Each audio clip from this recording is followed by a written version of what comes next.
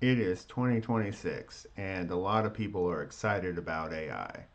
Also, a lot of those same people are nervous about AI. And one of the hottest topics in AI this year is going to be agentic AI, or using AI agents, or basically having AI complete tasks that involve some sort of decision making on behalf of the AI.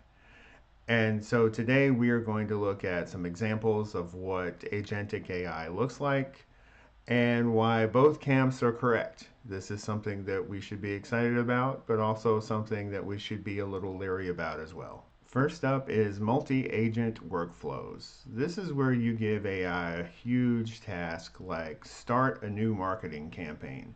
And what it does is it breaks that huge task down into smaller tasks that are then assigned out to other agents, like one researches, one designs, one writes, and then they do their tasks, and then the overarching AI brings all of their task output together and creates the entire project and gives it to you, and you only see the finished product. Next up is life admin agents. So this is where you tell AI, hey, book me a room near this conference center that I'm going to be next week and use my travel points and keep the budget under $400.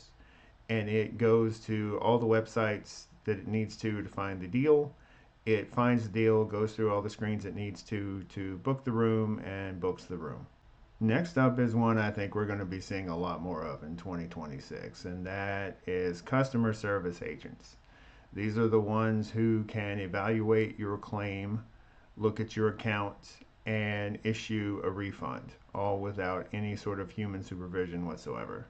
At number four is the one that I'm most excited about, and those are the research and monitoring agents.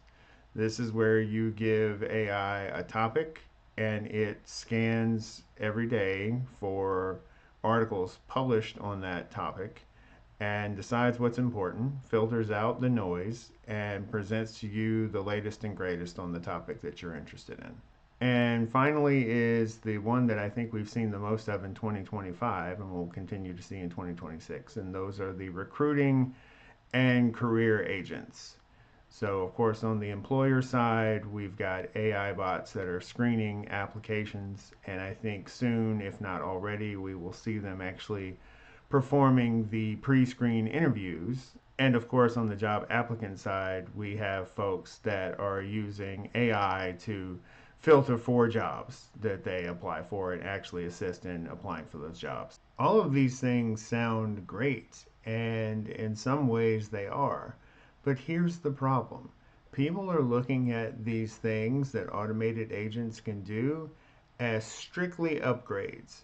However, the truth is these things are trade-offs. For every single time you use AI to create an efficiency, you are losing something. Allow me to explain. These are the things that we lose when we go to automated agents. The first thing that comes to mind is creativity.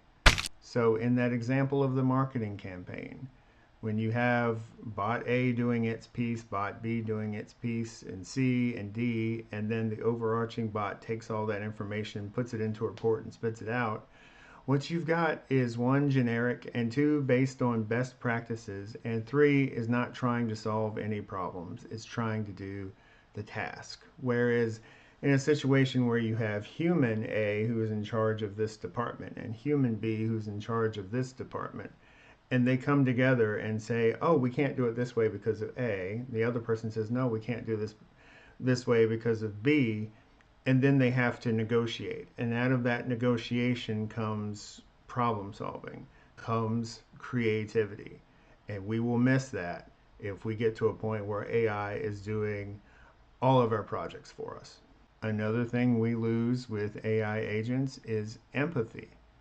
So in that scenario where you've got the customer service bot who is looking to determine whether or not to pay out a claim, it is strictly going to go by the letter of the law. It is not going to look at the circumstances of the person or the circumstances of the incident. It is simply going to say yay or nay. Similarly, when we talk about the AI bot that is looking to fill a job request, it's going to look at, well, this job requires 4 years. You only have 2 years. Rejected. Instead of looking at, oh, 10 years military experience and what that could possibly fill in as far as a gap in the resume. And what about those happy accidents that happen from time to time that we tell stories about years and years after they happen?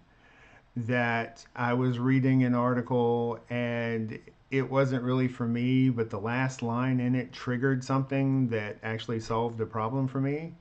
Well, in our AI agent future, that article would have been filtered out because, as you notice, the bulk of the article was not for you, but that last piece, that happy accident piece, unlocked something for you. Another thing we lose by using AI agents is context. That example earlier where you ask the AI agent to book you a room that's near an event you'll be attending for under $400 using your travel points, it can do that, but the room it books you is a dump. Meanwhile, about 3 miles down the road, there's this amazing room for the same price that's on a bus line and near a bunch of great restaurants. The last thing I wanted to say about AI agents is we will lose skill development. So every time our brains do a thing, we get slightly better at it. And the longer between times we do a thing, we get less good at it. So if we get to a point where we are outsourcing so much stuff that we used to do to AI, not only would we never be able to do it again if we had to, also we'll get to a point where we can't even be critical of the work that the AI does. Science fiction movies love to paint a picture of the robot takeover. Movies like Terminator 2 or Matrix show what happens when humans get lazy, but robots stay vigilant. So I'm not trying to say that we shouldn't use agentic AI. What I'm saying is we just need to be mindful that every step we take toward efficiency, we are losing something. And I'm just asking that when you make those evaluations, properly weigh what you'll gain versus what you lose.